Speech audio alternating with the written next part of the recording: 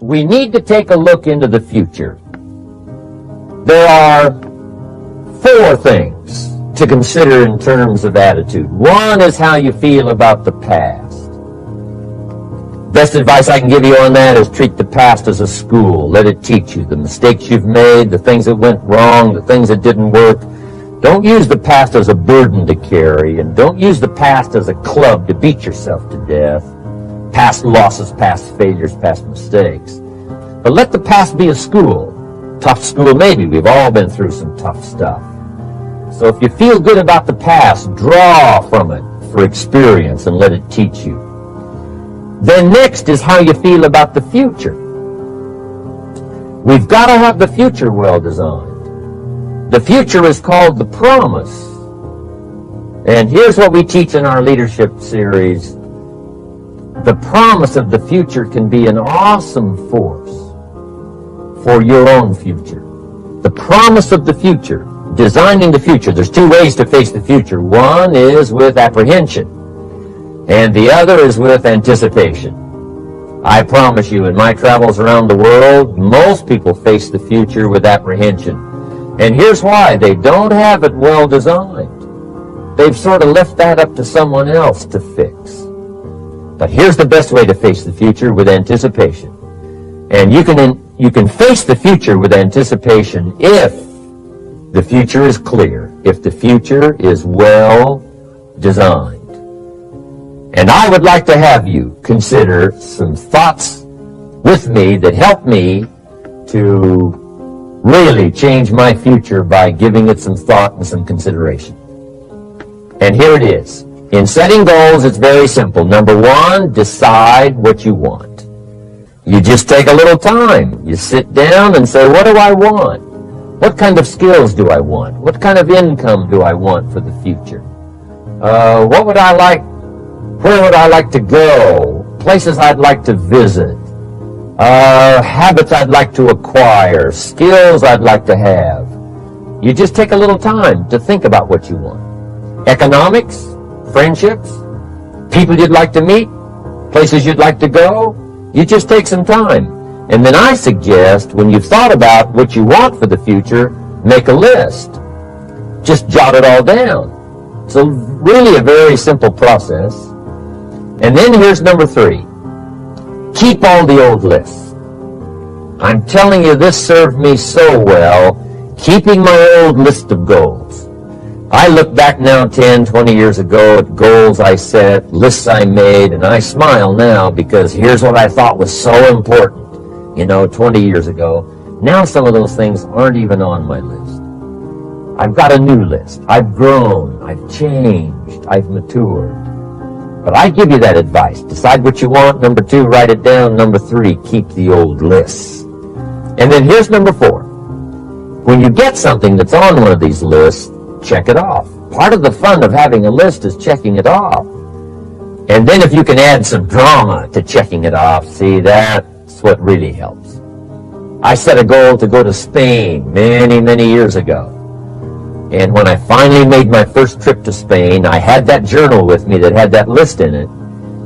And while I had my journal on my lap, waiting for the wheels to touch down in Madrid, I waited until the wheels touched the runway, and I checked it off. Just adding a little drama.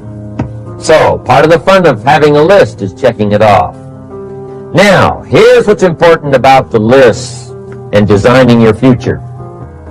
If the future gets clear, the price gets easier. Because you got to remember, for every promise, there's a price to pay. Everybody's got to pay the price. Everybody's got to do the deal. Everybody's got to do the disciplines. Everybody has to pay. But here's what I've discovered. If the promise is clear and powerful, the price is easy to pay. The price is some classes. The price is a few books. The price is a few disciplines. The price is finding something that'll make your life better, make you grow, make you change, make you develop. So the first part of the key is to design the promise. Then, what is the price to pay? I'm telling you, the price will be easy.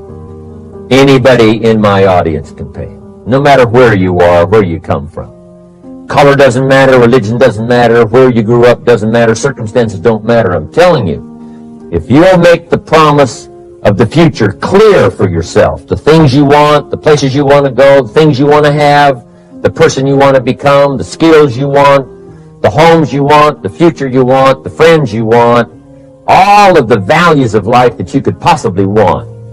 If you make that clear, make those lists, and be serious about it, I promise you it's an easy price to pay. Anybody can pay it. And the best advice I can give you is, if I can do it, you can do it. Farm boy from Idaho, raised in obscurity, I changed my life, turned it upside down, turned it all around, found economics, found future, found promise, and if I can do it, you can do it. So, start setting your goals and see if you can't get a better excitement going for the things you want to accomplish for the future.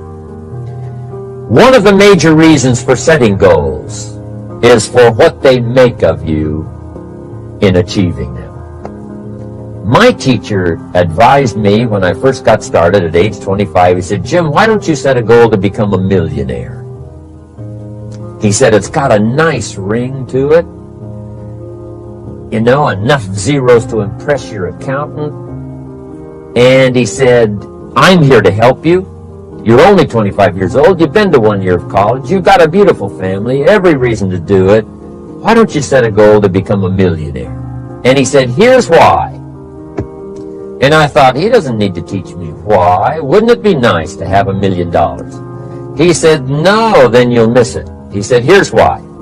For what it will make of you to achieve it." I'm telling you, that statement changed my life. Set the kind of goals that will make something of you to achieve them. He said, "Now, once you become a millionaire, what's important is not the money." I thought, that's kind of strange teaching. He said, "Honest, it isn't important." He said, "You could just give the money away." Now, I did better than that. I lost it all. By the time I was 31, I was a millionaire. By the time I was 33, I was broke. And I'll tell you a little bit about that story later. But when I lost all my money, guess what? I found out Mr. Schoaf was right. What was valuable was not the money. What was valuable was what I became to earn the money.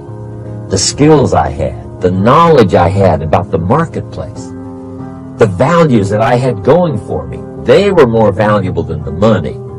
And here's an important statement to remember. It's not what you get that makes you valuable. It's what you become. So part of the key here is to set the kind of goals that will make something of you. Don't set them too low so that you don't have to grow and you don't have to read and you don't have to try and you don't have to stretch. Don't set them too low. And then don't sell out. Don't go for something that's going to cost you your virtue or cost you your values or sell out your principles. There's a good middle road here to follow. Goals that will inspire. Goals that will help you grow, change, develop, and become better than you are. Work harder on yourself than you do on your job. Develop the skills. Learn the lessons. Take the classes. Absorb all that is being taught to you these days. And then later on, of course, you can sort it out, what's valuable to you and how to refine it for your business and for your life and for your future. But the main thing is to get it and start this process of personal change, personal development. And let me say it one more time. If you will change, everything will change for you. You'll never be the same. You'll keep growing.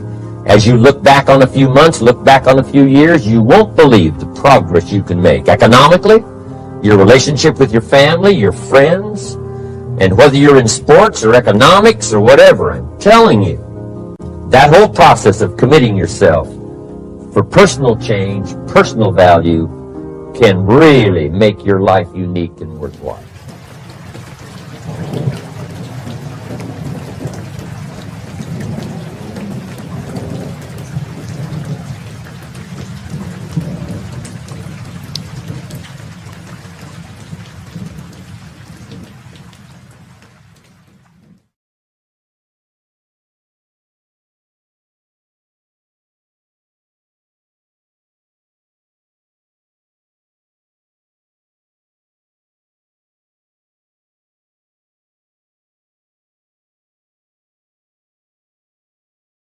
Welcome to an enlightening journey of personal development. Today we are exploring the profound wisdom of learning from your past without letting it weigh you down. Hello seekers of self-empowerment, I am Shakib and I am here to guide you on your path to harnessing the lesson of your past while unburdening your future. Are you ready to unlock the keys to a brighter, more fulfilling life? In a world filled with experience, both good and bad, an ability to learn from your past can be a powerful force for personal growth. Are you ready to dive deep into this topic? Let's get started. Learning from your past is akin to carrying a backpack filled with experience. You can either let it with you down or use it as a source of wisdom and growth. To unlock the power of your past, you must embrace some key principles.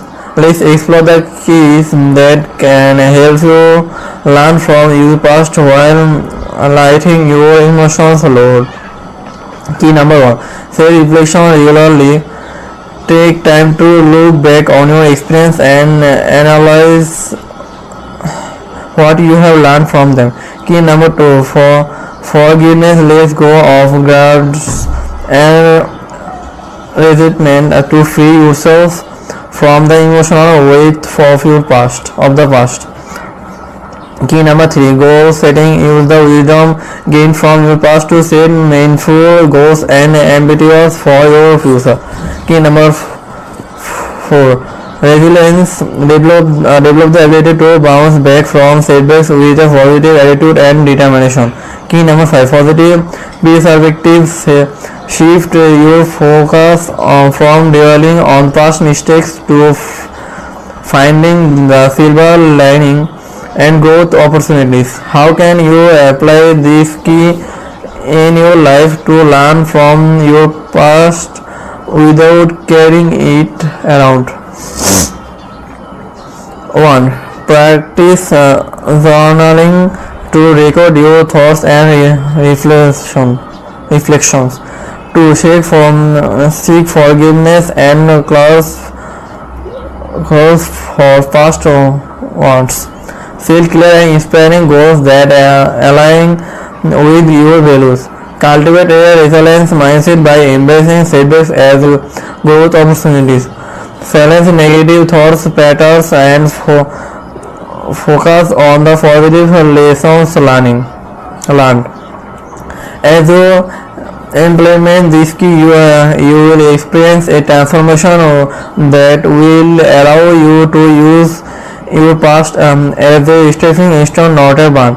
Your past is a teacher, not a tormentor. By learning from it and letting go of the years with you can create a brighter, more fulfilling future. It's time to embark on your journey to self-empowerment by learning from your past. Like, subscribe and share this video with those who need to embrace their past for a brighter future.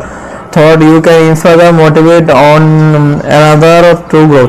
Thank you for joining us on this incredible journey of self-discovery. Keep learning from your past and enveloping my friends.